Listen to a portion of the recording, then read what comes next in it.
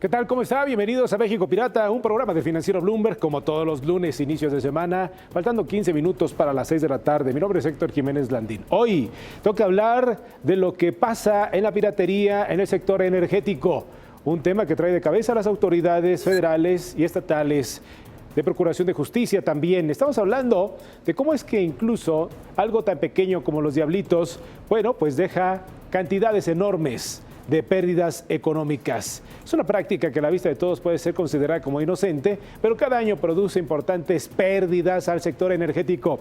Esta vieja práctica golpea directamente al bolsillo de todos los mexicanos. En nuestro país, solo el año pasado se perdió el 13% de la energía eléctrica que se produjo en nuestro país. Esta cantidad ha ido disminuyendo en la actual administración federal, según ha documentado e informado también la propia Comisión Federal de Electricidad. En contraste, en el año 2010, a decir de su exdirector, el doctor Enrique Ochoa Reza, la comisión reportó la pérdida del 16.10% de la energía que se produjo en el país. Cada año se fugaron entre 52,000 a 41,000 millones de pesos. Para darnos una idea, este monto es muy superior al presupuesto que se le asignó a la máxima casa de estudios, a la UNAM, la cual el año pasado recibió 39,381 millones de pesos para desarrollar sus actividades académicas. Ahora bien, al haber sido convertida en una empresa productiva del Estado, con la reciente reforma energética, la Comisión y todo el sector público está obligado a absorber estas pérdidas millonarias, reflejándose directamente en nuestros recibos de luz y en la ineficiencia de todo el sector. ¿Cómo frenar este barril sin fondo que se produce en las finanzas públicas? Para tener una respuesta concreta, entrevistamos a Jorge Díaz, gerente de la Comisión Nacional de Energía en el Valle de México, y esto fue lo que nos dijo. Nosotros tenemos estrategias enfocadas, por ejemplo, al reforzamiento de la infraestructura eléctrica aquí en el Valle de México. Se han invertido cerca de 16,000 millones de pesos cambiando conductores, creando nuevos circuitos de distribución. Como se ha dado cuenta la ciudadanía, estamos cambiando y modernizando los medidores. Ya hemos cambiado 4 millones de medidores de los casi 7 millones de clientes que tenemos aquí en el Valle de México.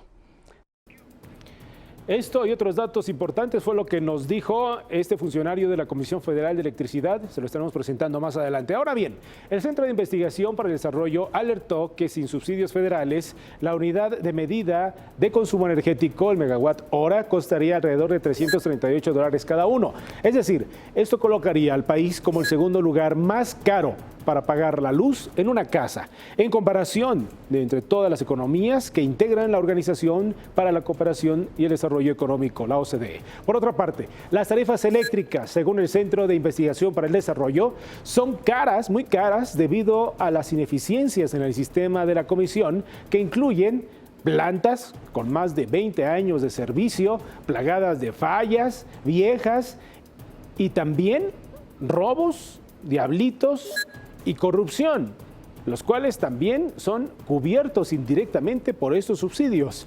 Para ello, la empresa energética del Estado mexicano ha tenido que crear todo un complejo sistema de servicios legales para combatir los robos. Mire, de esto se trata.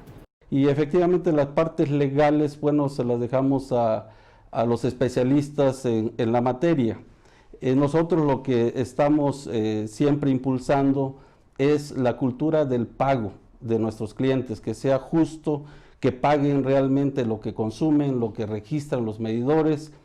Y mire, tenemos todavía mucho más. Las pérdidas, a decir de la Comisión Federal de Electricidad, se dividen en dos partes, muy sencillas pero muy graves. Primero, las que se producen, las llamadas pérdidas técnicas, y luego las llamadas pérdidas no técnicas. Las primeras son aquellas que se suscitan cuando la infraestructura falla o cuando los equipos, por falta de mantenimiento, deficiencia o desgaste, dejan de operar correctamente y una parte de esa energía se pierde. Lo que le decía, las pérdidas no técnicas son aquellas ocasionadas y producidas intencionalmente por factores humanos. Si el robo o sabotaje de las instalaciones eléctricas se debe a esto, pues esto es importante, donde el criterio, paradójicamente, consiste en ahorrar para perder. Se estima que el 7% de las pérdidas generales que sufre la Comisión Federal de Electricidad derivan directamente a estas, a las llamadas pérdidas no técnicas, o sea, las intencionales. millones de pesos que terminamos pagando todos, ¿eh? Ahora bien, el robo de electricidad también suele derivar o relacionarse con otro tipo de delitos y las consecuencias pues las han sufrido la propia Comisión Federal de Electricidad. Aquí le decimos a detalle, mire. La inseguridad también nos ha tocado, nosotros hemos tenido robo de conductor, pero nos enfocamos a restablecer muy rápidamente el servicio y con nuestros trabajadores en el día a día, las 24 horas, con la finalidad de mantener la continuidad del servicio. Ahora bien, ¿usted sabe cuáles son las principales formas en las que se realizan o se generan estas pérdidas no técnicas? Comenzamos con lo más sencillo, lo más burdo, son los llamados diablitos. Es básicamente un puente eléctrico que posibilita que el medidor eléctrico no perciba el consumo real de electricidad de un hogar. Al no pasar el flujo de electricidad por el instrumento de medición, se crea la ilusión de que el consumo es mucho más bajo del que realmente es, otorgando así una efímera ventaja del consumidor sobre el personal de la CFE. Otra forma de robar electricidad es colgándose directamente de los cables. Esta práctica suele ser peligrosa y podría causar la muerte instantánea para quien la instala debido a las descargas eléctricas, además de dañina para los sistemas y aparatos electrónicos del hogar, pues no existe regulación de voltaje, dejando expuesto al sistema eléctrico en su conjunto.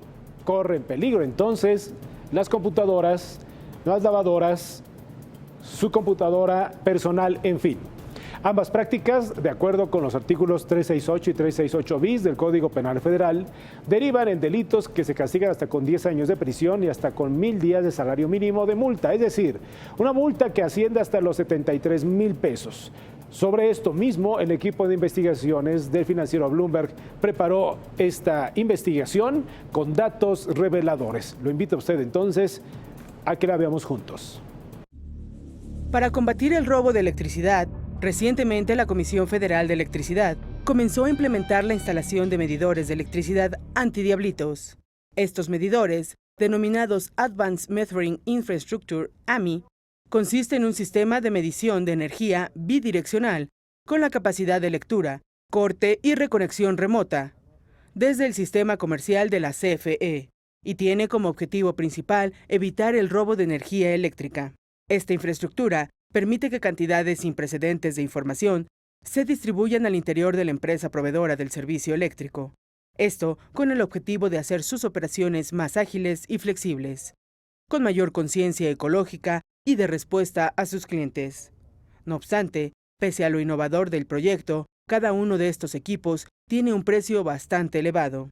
De acuerdo al Programa de Desarrollo del Sistema Eléctrico Nacional, en promedio cada uno de estos medidores cuesta 9,438 pesos, es decir, alrededor de 3 años de consumo de energía eléctrica en un hogar común y corriente. El proyecto contempla colocar 3,5 millones de estos medidores para antes de que concluya la presente administración federal. Esto representará un gasto de 30,242 millones de pesos. En los próximos 12 a 18 meses, la inversión se enfocará en el Estado de México, Tabasco y la Ciudad de México, donde se concentran la mayoría de los robos. Para cubrir todo el país se necesitaría al menos una década.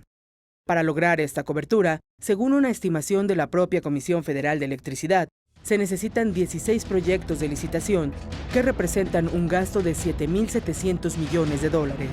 Apenas van 2. Cualquiera que sea la perspectiva en que se mire, el robo de energía sale mucho más caro.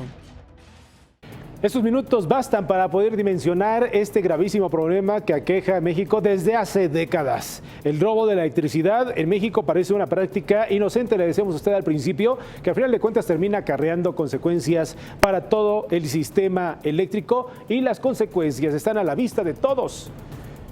Yo soy Héctor Jiménez Landín. Muchas gracias por su atención a esta emisión de México Pirata, un programa del financiero Bloomberg. Hasta la próxima semana.